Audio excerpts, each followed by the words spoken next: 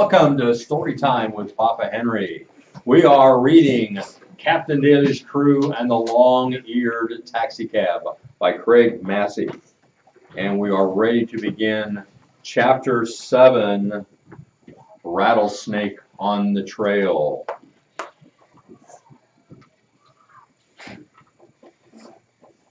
Aunt Lottie had made some sandwiches and packed fruit and crackers for each of us to take along. Mr. Jameson decided his wife should stay at the lodge while we went to find Jennifer. Captain Daly and Pudge's uncle were going to go with us at first, but Mr. Jameson wouldn't let them, saying, "Thank you, men, but this girl of mine is just rebellious. I think we'll find her. I don't want to take your time. These boys will be plenty. However, if we are gone until nightfall, by any chance, you better call the state police." I don't suppose 10 minutes elapsed from the time Mr. Jameson returned to the time we were on our way up the trail. Pudge insisted on bringing Petronella, even though the rest of us thought she would slow things down. "One thing mystifies me," Pudge said thoughtfully. "Where does Quaggins fit in?"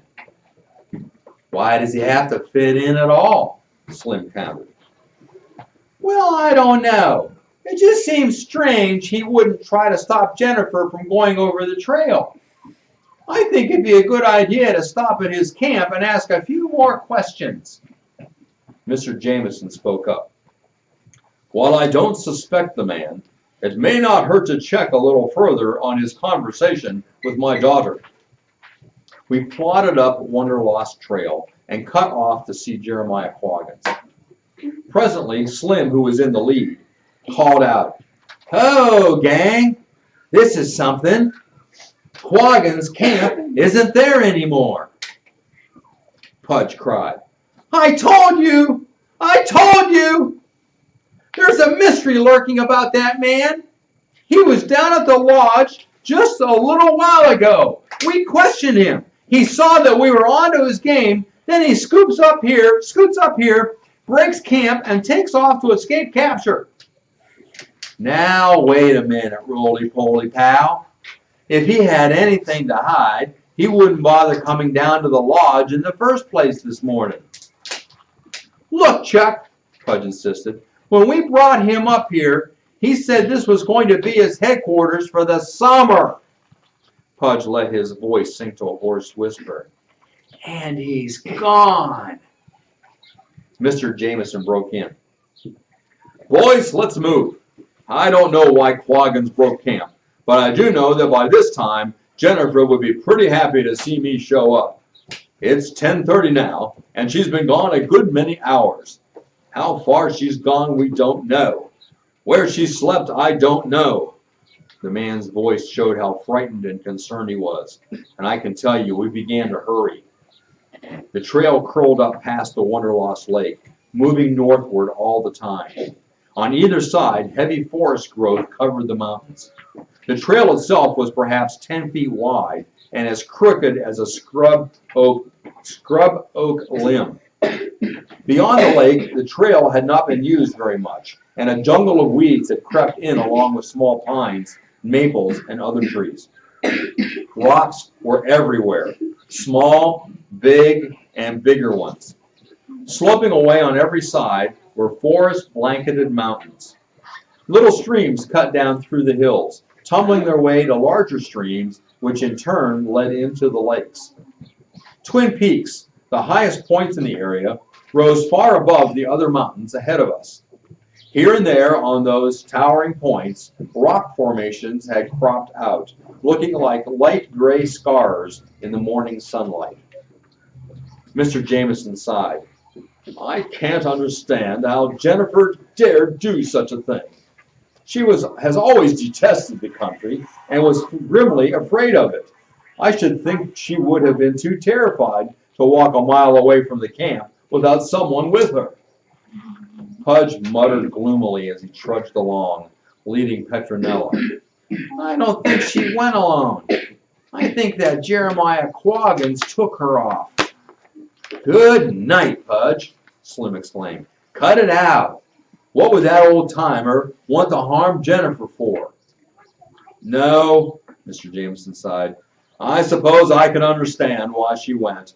She wanted to worry my wife and myself. I guess she did it for spite. The trail dipped down into a thickly wooded glade, and here we entered a cavern of wonderful shadiness. Fresh coolness welled up from along a rocky stream. There seemed to be no sharpness anywhere, for moss covered the rocks, and the soft pine needles muffled our footsteps. Chuck stopped.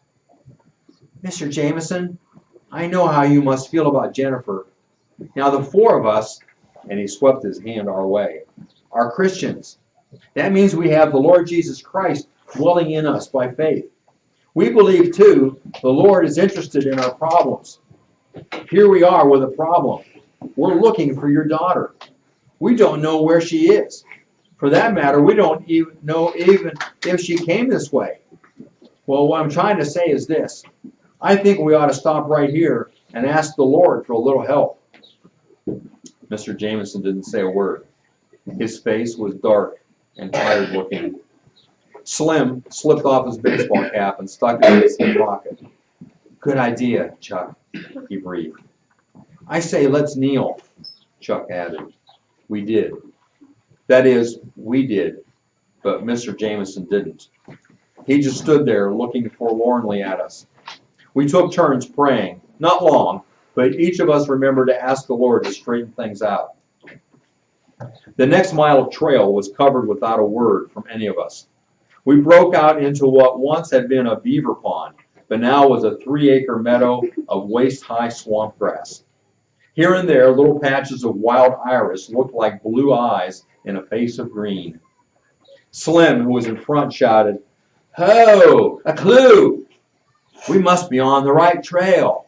See here? Some of the reeds are freshly broken. With this encouragement, we hurried on. Oh no! Slim groaned. I glanced ahead to see what brought this moan to his lips, and saw that the trail split.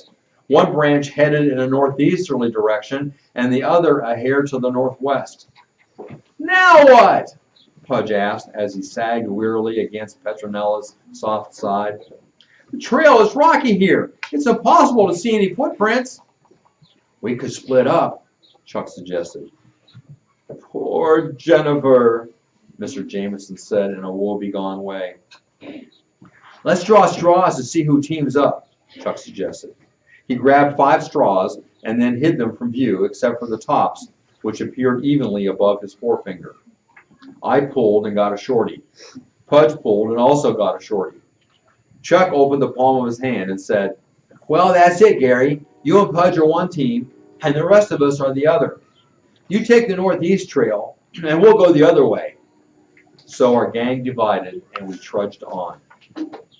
A forest fire of long ago had burned off several hundred acres on either side of the trail. The trail was almost lost to our view because of the growth of weeds and huckleberry bushes that were closing in. Suddenly, Petronella stopped short. Well, time for a rest, Pudge sighed. But the donkey didn't act as though she wanted a rest. She sniffed the air and then threw up her head and gave a crazy demonstration of how donkeys talk. Hee-haw! Was about the only way I could describe it. She pawed the ground impatiently and brayed again and again. It looks to me like she smells something, I suggested. Maybe it's Jennifer, Pudge pushed against her nose. Maybe we can get her started again. Petronella wasn't starting.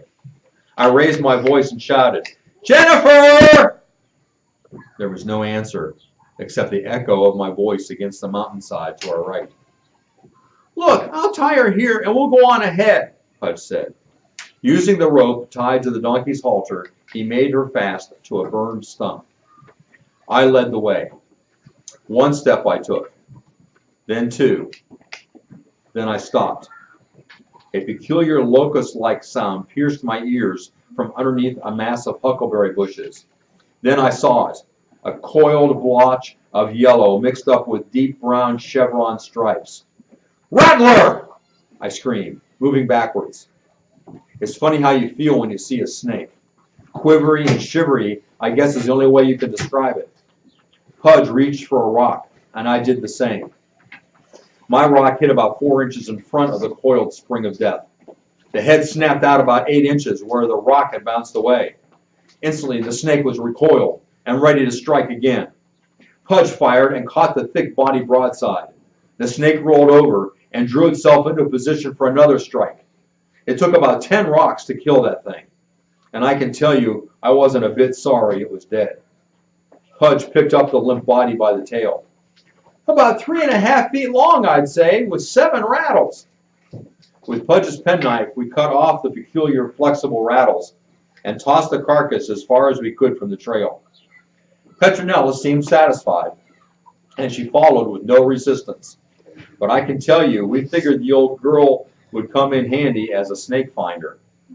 I'm almost glad that we took this trail, Pudge, I said. If Mr. Jameson saw that, he'd probably be worried more than he is.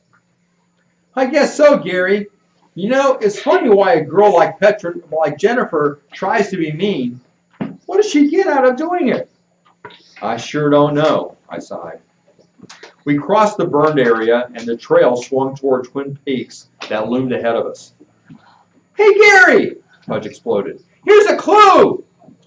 Pudge leaned over and picked up a strip of cloth about 8 inches long and 1 inch wide. Hey, look! There's blood on it! The strip of cloth looked as though it had been ripped from a girl-sized hanky. You know, the little silly kind with the lace around the edge.